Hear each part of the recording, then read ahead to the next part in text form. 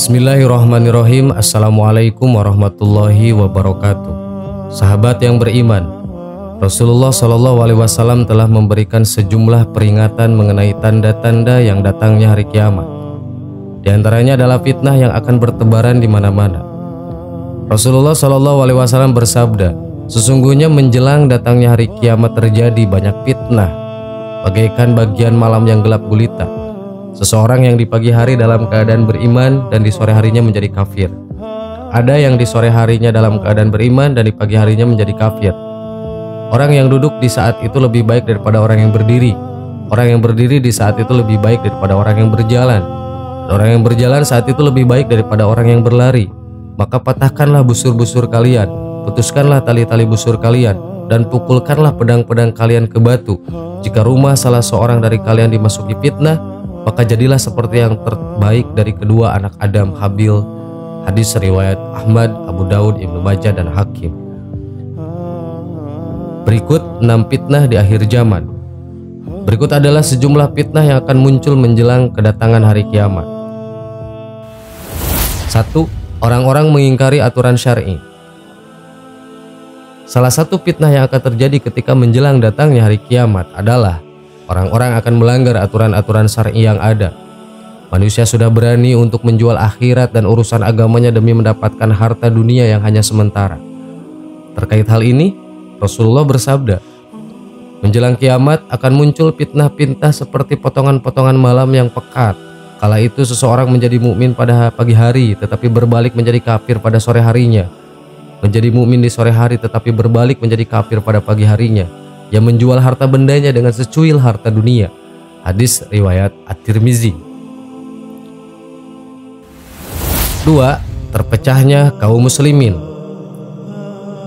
Fitnah kedua yang akan terjadi menjelang hari kiamat adalah terpecahnya kaum muslim. Ibnu Hajar Al-Asqalani pernah mengatakan, fitnah pertama telah muncul dari arah timur. Hal itulah yang merupakan penyebab berpecah belahnya kaum muslimin. Dari arah tersebut yakni Irak telah muncul kelompok Khawarij, Faridah, Batiniyah, Qadariyah, Jahmiyah, Mu'tazilah, Jabariyah, dan lain-lain.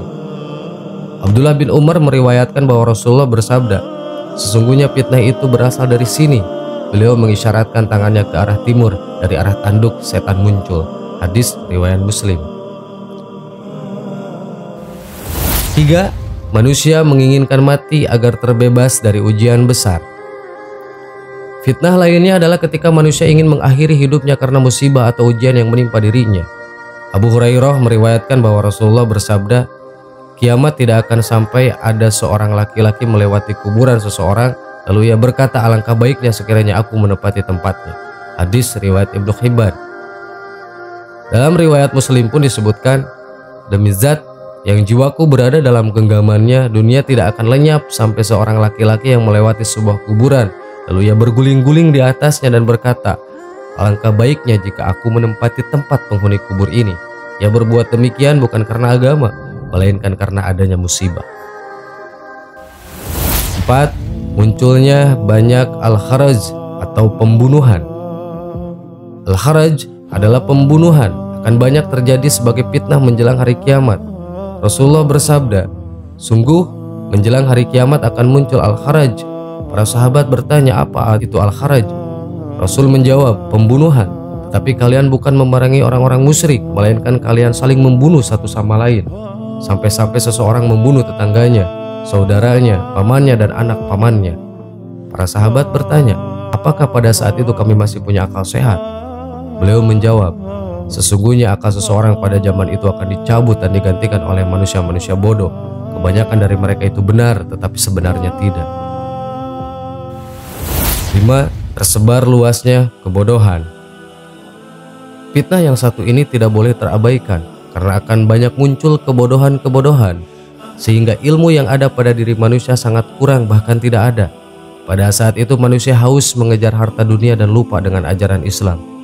Abdullah bin Mas'ud dan Abu al-Ash'ari meriwayatkan bahwa Rasulullah bersabda, sungguh menjelang kiamat ada masa-masa di mana kebodohan diturunkan dan ilmu diangkat serta banyak terjadi al-kharaj atau pembunuhan.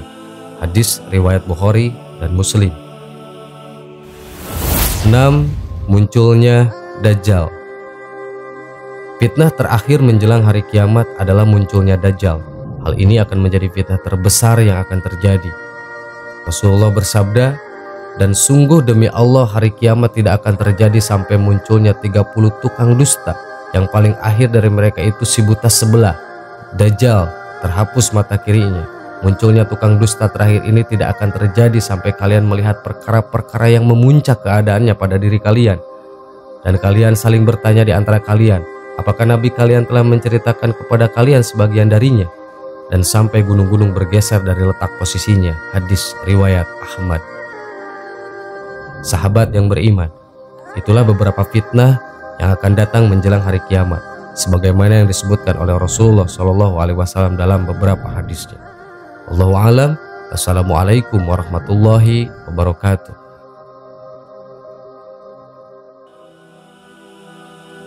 Bismillahirrahmanirrahim. Assalamualaikum warahmatullahi wabarakatuh. Sahabat yang beriman, haji adalah panggilan. Demikian pesan bijak yang sering didengar. Maka mereka yang berhaji diidentifikasi sebagai orang yang mendapat panggilan. Haji diwajibkan bagi yang mampu.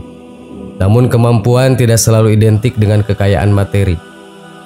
Karena berapa banyak orang yang mampu secara materi tidak kunjung berhaji. Sebaliknya, ada juga orang yang tidak mampu secara materi mendapat panggilan untuk menunaikan ibadah haji.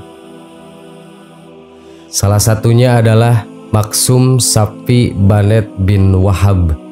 Secara materi, kakek 79 tahun asal Madura ini jauh dari kesan mampu. Maklum, profesinya adalah tukang beca dengan penghasilan harian yang tidak menentu. Ada kalanya sampai 50.000, namun tidak jarang juga jauh-jauh dari angka itu. Kondisi ini tidak menyurutkan niatnya untuk berhaji. Pelajaran rukun iman yang didapatnya sewaktu kecil menjadi pondasi dasar akan keyakinannya untuk menunaikan rukun Islam kelima ini. Saya dulu ngaji Arkanul Iman atau rukun iman. 1, harus percaya kepada Allah, baik dan buruknya takdir Allah, ujarnya saat ditemui di Hotel 605 tempatnya menginap yang berada di wilayah Syishah, Mekah. Kedua, saya meyakini pesan ayat surat Yasin, "Innama amruhu iza aroda syai'an ayyakula lahu kun fayakun." Kalau Allah menghendaki, tidak ada yang bisa menghalangi. Saya percaya itu, sambungnya. Jadi kuncinya percaya kepada Allah lalu berusaha sambil meminta. Kalau Allah mentakdirkan, saya yakin. Kalau Allah menghendaki, saya akan berangkat, katanya lagi. Kepercayaan akan kekuasaan Allah adalah pondasi utama. Selanjutnya, Maksum berusaha untuk mewujudkan niatnya berhaji di Baitullah. Dengan beca, Maksum mencari nafkah untuk dirinya yang kini sudah tidak lagi direpoti anak-anaknya. 6 dari 14 keturunannya yang masih hidup sudah mempunyai kehidupan sendiri-sendiri. Maka jika masih ada sisa dari hasil menarik beca, Maksum mengumpulkannya sampai 20 tahun hingga dia bisa mendaftar haji pada 2010 lalu. Saya nabung sedikit demi sedikit, sebab pendapatannya tidak menentu. Kadang dapat 50.000, kadang kurang, kenangnya. Saya narik beca di Pasar Atum Surabaya tiap hari, tapi kalau nabungnya tidak tentu, sambungnya. Bergabung dalam Kloter Embarkasi Surabaya, dia mengaku bahagia dan kaget bisa memenuhi panggilan Allah, sesuai yang dicita-citakannya sejak lama. Alhamdulillah, sampai di sini juga saya merasa kagum dan kaget, tuturnya dalam bahasa Jawa. Maksum mengaku sampai sekarang masih menarik beca, meski usianya sudah mulai senja. Sepulang haji, dia juga mengaku ingin terus menarik beca karena profesi itu yang selama ini ia jalani. Setelah haji, tetap tarik beca. Kalau masih kuat kerja, masih pengen terus agar tidak merepotkan anak, katanya. Kita kesini kehendak Allah, kalau Allah tidak menghendaki ya tidak bisa, tutupnya. Selamat menunaikan haji, semoga Maksum beroleh haji yang mabrur. Amin. Allahu a'lam. Wassalamualaikum warahmatullahi wabarakatuh.